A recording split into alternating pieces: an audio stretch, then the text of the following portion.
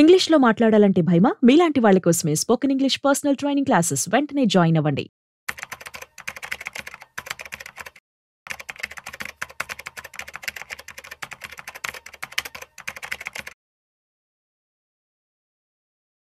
Life style trap. చాలా మంది కూడాను వాడు ఫోన్ కొన్నాడు, లేదంటే వాడు కారు కొన్నాడు, నేను కూడా కొనేయాలి. సో వాడు పెద్ద ఇంట్లో ఉంటున్నాడు, నేను కూడా పెద్ద ఇంట్లో ఉండాలి. వాడు పెద్ద బంగ్లా కొన్నాడు, నేను కూడా విలా కొనేయాలి. సో ఇదే విధంగా అందరూ కూడాను అప్పులు చేసి మరీ పెట్టుబడి పెట్టి సో వారి యొక్క అవసరాలను తీర్చుకుంటూ ఉన్నారు. అయితే ఈ యొక్క లైఫ్ స్టైల్ ట్రాప్ అనేది ఇంకా కంటిన్యూ అవుతూనే ఉంది. కాకపోతే ఒక చిన్న లాజిక్ మిస్ అవుతూ ఉన్నారు. సో ఈ లాజిక్ గురించి చిన్న డీటెయిల్స్ ఇస్తా. ఫర్ ఎగ్జాంపుల్, ఒక మారుతి కార్ మీరు ఒక 10-20 years బిఫోర్ కనుక కొనుక్కున్నట్లయితే, సో కార్ అనేది మీ దగ్గర అవైలబుల్గా ఉంటుంది. బట్ ఆ యొక్క అసెట్ అనేది డిప్రిషియేట్ అవుతూ ఉంటుంది. కాకపోతే ఆ కార్కి సంబంధించినటువంటి ప్రైస్తో మీరు మారుతిలో షేర్స్ కనుక కొనుక్కున్నట్లయితే, సో అరౌండ్ ఒక 10 years or 20 years తర్వాత ఇప్పుడు సో మీరు బెంచ్ కార్ కొనుక్కోవచ్చు. అంటే దీన్ని మనం ఒక చిన్న ఎగ్జాంపుల్గా తీసుకున్నాం. సో ఇటువంటి లైఫ్ స్టైల్ ట్రాప్లోకి చాలా మంది కూడా పడిపోతూ ఉన్నారు. ఇది ఒక చిన్న ఎగ్జాంపుల్ చెప్పాను. సో ఇటువంటి ట్రాప్స్లోకి పడకుండా ఉండాలంటే ఏం చేయాలి, ఎటువంటి జాగ్రత్తలు తీసుకోవాలి, ఇవాళ మనతో వీటి గురించి చెప్పడానికి ఫైనాన్షియల్ ఎక్స్పర్ట్ గిరిబాబు గారు ఉన్నారు. సో వారి మాటల్లోనే అడిగి తెలుసుకుందాం. హాయ్, హలో, నమస్తే, వెల్కమ్ టు సుమన్ టీవీ. నేను మీ Rajiv Pasupuleti. So let's start. Hi sir, నమస్తే. నమస్తే sir, lifestyle trap, so ఇది ప్రజెంట్ చాలా కామన్ అనే చెప్పుకోవాలి. సో దీని నుంచి ఎలా బయటపడాలి అండ్ సో ప్లీజ్ చెప్పండి. ఒక కార్ కావచ్చు, ఒక హౌస్ కావచ్చు, సో మొబైలే కావచ్చు, సో చెప్పండి. ఇప్పుడు నార్మల్ గా మీరు చెప్పిన ఎగ్జాంపుల్ ఇంకో కంపారిటివ్ ఎగ్జాంపుల్, ఇల్లు. సో నీ ఇల్లు కనుక కొనుక్కుంటే ఒక కోటిపల్లి అయితే ₹1,00,000 ఈఎంఐ ఉంటుంది దగ్గర. 1,20,00,000 ఇంటికి ₹1,00,000 ఈఎంఐ. ఆ ₹1,00,000 ఈఎంఐ కట్టను, ఒక 20,000 ఏమో 30,000 పెట్టి నేను రెంటింట్లో ఉంటాను. నేను ఒక 70,000 ఎస్ఐపి చేసుకుంటాను. ఆ 70,000 ఎస్ఐపి ఒక 20-25 years చేస్తే కోట్లలో ఉంటుంది. నీ ఇల్లు పెరుగుద్దా, కోటి పెరుగుద్దని చెప్తుంటారు చాలా మంది. మనం కూడా చాలాసార్లు చెప్పాము. సో ఇదంతా ఏంటంటే అక్కడ ఎక్సెల్లో కనపడే నెంబర్స్ ఇవన్నీ కదా. సో మీరు చెప్పిన లైఫ్ స్టైల్ ట్రాప్ ఏదైతే ఉందో, that is the biggest trap. జనాలందరినీ కట్టిపడేస్తుంది అక్కడ. ఇప్పుడు ఫర్ ఎగ్జాంపుల్, మనం నార్మల్గా ఈ మారుతి కార్ కొనము, దాన్ని షేర్లు కొని పెట్టుకుంటాం. ఇల్లు కొనము, కిరాయింట్లో ఉంటాం. మరి అప్పుడు అందరూ ఇట్లాగే ఆలోచిస్తే మారుతి కార్లు ఎవరు కొనాలి, ఇల్లు ఎవరు కొనాలి, ఇల్లు కొనకపోతే వాటి కన్స్ట్రక్షన్ ఎట్లా జరుగుద్ది, కన్స్ట్రక్షన్ జరగకపోతే వాటి సిమెంట్, స్టీలు, లేబర్ ఇవన్నీ ఎక్కడి నుంచి రావాలి? అంతేనా కాదా? అందరం సేవ్ చేస్తూ ఉన్నాం. ఇంకా నేను ఇల్లు కొనను, అప్పుడు సిమెంట్ ఇండస్ట్రీ ఏం కావాలి, స్టీల్ ఇండస్ట్రీ ఏం కావాలి, పెయింట్ ఇండస్ట్రీ ఏం కావాలి, లేబర్కి పని ఎక్కడ దొరుకుతుంది కదా. అందరం మారుతి కార్లు కొనం, షేర్లే కొంటాం. మరి మారుతి కార్ తయారు చేసి ఏం చేయాలి వాడు? కనుక ప్రతిదీ కూడా అంతే. ఆ లైఫ్ స్టైల్ ట్రాప్ ఏదైతే చెప్పారో మీరు, ఆ ట్రాప్ అనేది ట్రాప్లో పడకుండా బ్యాలెన్స్ చేసుకోవాలి. మీరు ఇల్లు కొనుక్కోవాలి, కార్ కొనుక్కోవాలి, ఫ్యూచర్ కి సేవ్ చేయాలి, ఇవన్నీ బ్యాలెన్స్ చేసుకుంటూ these are the basic needs. For example, ఇప్పుడు రోజులో మనం చూస్తున్నట్లయితే కార్ అనేది లేకుండా ఎవరు ఉండట్లేదు, అండ్ దట్ ఈస్ ఒక నెసెసిటీ ఇప్పుడు.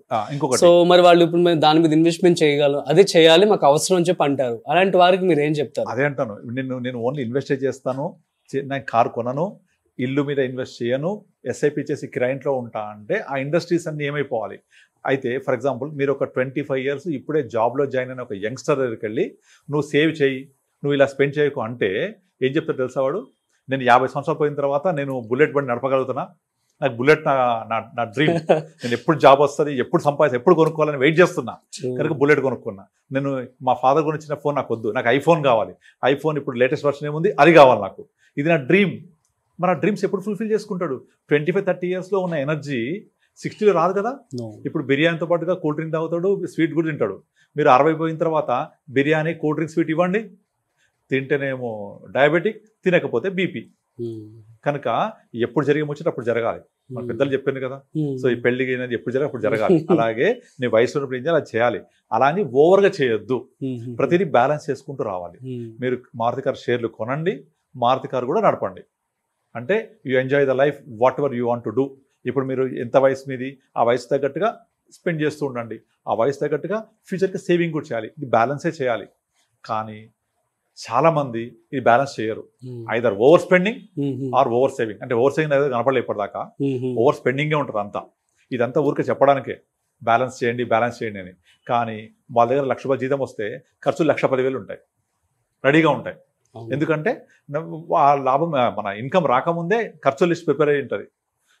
నాకు డబ్బులు వచ్చాయి, కారు కొనాలి, సెల్ ఫోన్ కొనాలి, తర్వాత వీకెండ్ ఎంజాయ్ చేయాలి, మా ఫ్రెండ్ బర్త్డే ఉంది గోవా పోవాలి, లేకపోతే ఎవరితో పెళ్ళి ఉంది, ఇది వస్తూనే ఉంటాయి, ఆగవు అసలు ఇవి. సో కనుక వాటిని బ్యాలెన్స్ చేయడం అనేది ఎంత ఇంపార్టెంటో, చేయకపోవడం అంత ఇబ్బంది కూడా అంత పడతాం మనం. సో కనుక మామూలుగా మనము చాలామంది, నేను ఈ కనుక లెక్కలు చెప్పాను అనుకోండి, మీరు ఇల్లు కొనింటే కిరాయి ఇంట్లో ఉంటే మీకు వచ్చే డబ్బులు సేవింగ్ చేస్తే ఇంత డబ్బులు వస్తాయి అని చెప్తే అది ఎక్సెల్లో ఉంటుంది. కానీ నా సొంత ఇంట్లో ఉన్న కళ ఎప్పుడు తీరాలి అంటారు. అది 60,000 కొనుక్కోవాలా? నేను అవసరం లేదు. ఇల్లు కొనుక్కోవాలి, సేవింగ్ చేయాలి, బ్యాలెన్స్ ఇట్. ఆ బ్యాలెన్స్ చేసుకుంటూ వెళ్తే లైఫ్ అంటేనే బ్యాలెన్సింగ్ కదా. ఇప్పుడు నార్మల్గా మనము కార్టూన్స్ చూస్తూ ఉంటాం, వైఫ్ అండ్ హస్బెండ్ కార్టూన్స్. ప్రతి కార్టూన్లో కూడా వైఫ్ హస్బెండ్ టీజ్ చేస్తూనే ఉంటుంది కదా. బట్ నిజంగా మీరు లైఫ్ అలాగే ఉంటుందా? అంటే అలాగే ప్రతి వైఫ్ హస్బెండ్ టీజ్ చేస్తూ ఉంటే హ్యాపీ కపుల్స్ లేరా? ఉంటారు. ఊరికే సరదాగా అట్లా టీజ్ చేస్తుంటారు. మనం చాలా మంది ఏమైతుందంటే వయసు పెరిగినా కొద్దీ wife will be dominate husband. But రియాలిటీలో ఉండకపోవచ్చు. అది కనుక reality is very very important. So రియాలిటీలో మనం ఎలా ఉండాలి, మనం బిహేవియర్ ఎలా చేయాలి, మనం బ్యాలెన్స్ ఎలా చేసుకోవాలి, వచ్చే ఇన్కమ్ ఎంత, ఇలా చేస్తూ వెళ్ళి ఈ లైఫ్ స్టైల్ ట్రాప్లో పడి మొత్తం ఖర్చు పెట్టొద్దు. అలా అని కడుపు కట్టుకొని ఏమి తినకుండా మంకీ ట్రాప్లో కూడా అవ్వద్దు.